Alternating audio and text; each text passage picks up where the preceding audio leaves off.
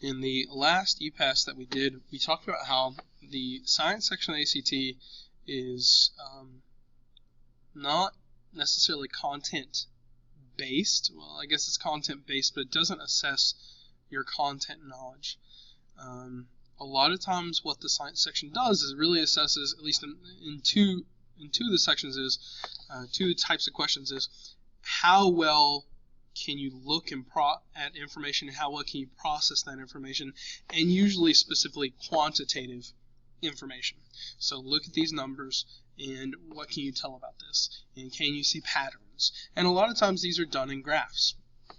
And so what I wanted to look at today was just a review of, again, what these different variables are, because they're so easy to get confused, and then ultimately there's going to be a big focus on graphing. You will be creating a graph, we'll create a graph, and we'll see the results at the end. So first I want to talk about, again, I guess these variables that we talk about, the independent and dependent in particular. They're very easy to get interchanged, only being two letters different.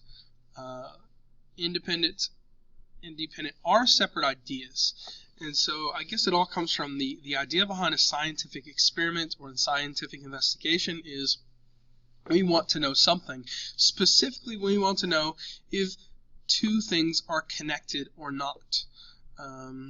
For example, I want to know, does a car's fuel that it uses, does the grade of gasoline a car uses affect its lifespan? Do cars that use higher grade gasoline last longer than cars that don't? And so in order to answer that question, well, I have to look at the variables and I have to do an experiment. Basically, I would have to try to make sure, hold on one second, I would have to make sure that all the other variables stay the same, because it wouldn't be really fair for me to compare a car that gets driven only on highways compared to a farm vehicle. I can't really compare those and say, well, you know, this one lasted longer, so clearly the gasoline in this one is better. I can't really do that because they're not fair. So one of the big goals is to keep everything the same except for the independent variable. And so in our experiments, the independent variable is what we're going to change. And in the way that I remember is independent variable starts with an I because it's what I control. So the independent variable is what I'm going to actually change. So in my experiment where I'm trying to see what grade of gasoline will give me the best lifetime of my car, then in that instance, I'm changing. What am I controlling? I'm controlling the type of gasoline. I'm saying, well, this type is going to get higher octane. This is going to get the premium. This is going to get the standard, and I'm trying to compare those together. So the independent variable is what I can control. The dependent variable, on the other hand, is what I'm going to measure. So in my example here, my independent variable is the type of gasoline, but the dependent variable is what I'm going to measure. And what I'm trying to measure is I don't know how you want to say it, let's say car lifespan. And we'll see which vehicle lasts longer. But again, the dependent variable is kind of what I'm measuring. And this is important for graphing because when we make graphs in science, it's standardized. There's a specific way that we make our graphs so that everybody kind of understands, everybody in the scientific community understands what's going on. And so let me remind you that most graphs we're going to make, well, every graph really, is going to have an x and a y axis. I guess if you have a pie graph, you don't have an x and y axis. You just have like a radial axis or something. But x and y. And a lot of times people get confused about which one is which because, again, they're both letters. They're right next to each other. Which one is up, which one is down. And again, the way I remember is this is the y-axis because if I draw the letter y, at least the capital letter Y, there's a lot of up and down motion at the stem there. So y-axis, and this is the x-axis. And in science, we all agree to use the same thing, the same standard. And so the independent variable here, we'll do that one first. The independent variable, again, which is what I'm controlling or what I'm changing here, independent variable is going to go on the x-axis. So if I were going to make a graph of this, I would put the type of gasoline down here. Maybe this would lend itself to a bar graph. Maybe I have like regular and premium, and this is very smushed together, but premium. And so this is my regular and premium. And then on the y-axis, I'm going to put the dependent variable, which in this case is the lifespan. So maybe on the y-axis I put the number of years that this car can operate, or maybe realistically I should put the number of miles would be a better measure. But however I want to put it, it doesn't exactly matter. But the lifespan will go up here. And so let's say I want to do like miles before the car just broke down. And so maybe on regular, I would have, oh, well, maybe it lasted for 120,000 miles. But then when the premium, maybe it went for 170,000 miles. And so again, this is a basic graph.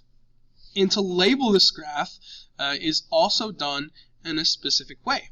When we label our graphs, it's usually in the form of y versus x, or again, dependent versus independent. So I would say car lifespan versus gasoline type or quality, or however you want to say it. And that would be this side. So there's everything all together. So again, I have my dependent variable y-axis, independent variable on the x-axis. Of course, I would need to have my units there as well. If I have units, this one won't really have units, but it would have labels. And this would have units of miles, which you see there. And then the title would be, again, car lifespan versus gasoline type, dependent versus independent. All right. So at this point, this is the document you all are working on. You should have your guided notes filled out. But at this point, we have some data here. So we have this information about an agronomist. What I would like for you to do is, if the teacher will pause the video in just a moment, you are going to go ahead and answer questions 5, 6, and then I want you to try to make your graph. Remember our rules. I'll put those back up so when it's paused you can see those rules again.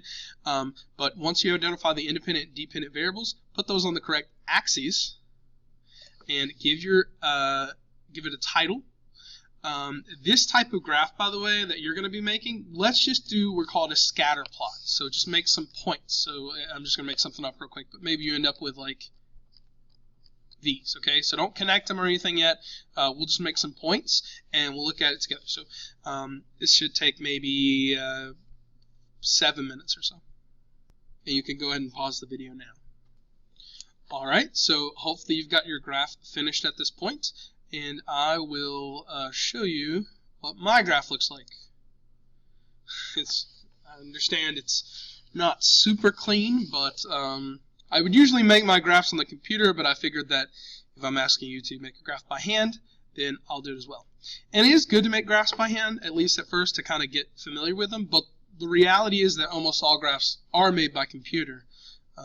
These days. If you go to college, you will take a class that will probably have a lab component. Your science class will have a lab component where you'll have to do various labs and experiments, and I can guarantee that in that experiment you will have or you will make some graphs, and I guarantee you might make 1 or 2 by hand, but most will be made on a computer just because it's easier and they're cleaner, as you can see here.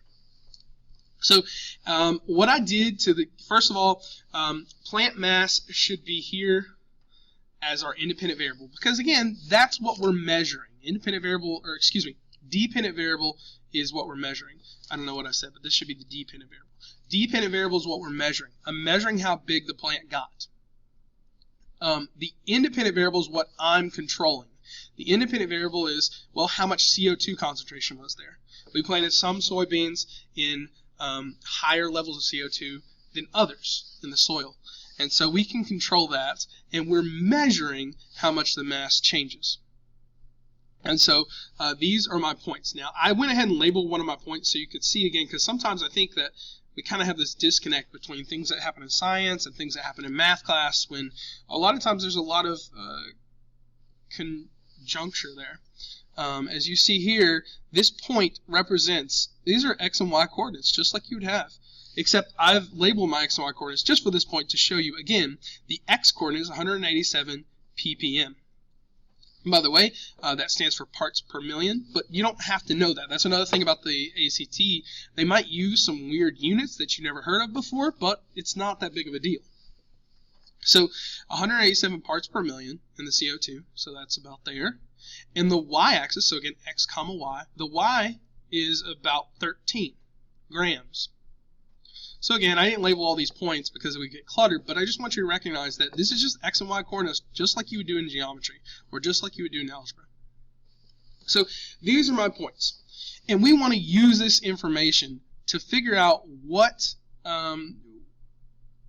really going on here. Because that's kind of the goal of graphs, is to not look at specific cases. Because if I want to know, let me go back here. If I want to know, hey, how big will my plant get about if it's 622 parts per million of CO2? Well, it's going to be 38 grams approximately. I know that. But what if I didn't want to do? If I didn't have 600, what if I had 520? Well, how would I know that? And that's what this question down here at the bottom is getting at. What if it was 500 parts per million? Well, the beauty of these graphs is that I can actually figure that out. So let me go back.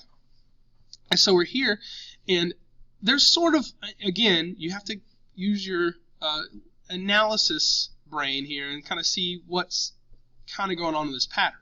And I see, obviously, this is the peak, so it's not like linear. If it were linear, meaning it just constantly increases, it would kind of just keep going up. But all of a sudden, we have this right here. And as long as this is some kind of fluke point, then, well, it can't be linear. So it looks like it goes up, but then it maybe starts to go down. And so what I'm going to do is I'm going to try to get just like a general, what we might call a trend line. I would try to connect some of the points. Now, I'm not going to try to guess what's going on in here, so maybe I'll just start here. And I see that, I'm trying to hit the points as best I can. Well, I'm going to maybe peak around here somewhere. And then maybe have to go back down in order to hit this other point. So again, I don't know exactly what's happening, but this is kind of a trend. And all of a sudden, I can start to see some information about these soybeans, even for things that I don't exactly know 100% from experiment. So let's look at our example of, I might have went a little too high there, but, round it off a little bit better. But let's look at our question, this last question here. If you haven't answered it, hopefully you have, but if not, go ahead and answer that real quick. What would happen at 500 parts per million? So we look here, and 500 parts per million would be about here. So I go up, and maybe this area here. So maybe somewhere, again, we don't know exactly, but somewhere between 30 and 35 grams, perhaps. And if we look back at our question from the multiple choice, well, there's only one that really fits in that area, and that's got to be D. So D is the correct answer there. But again, that's the advantage of using graphs in science, because all of a sudden I can answer questions about something I don't exactly know. And this right here visually is much easier to understand than just looking at a table, because it's the same. Oops, sorry.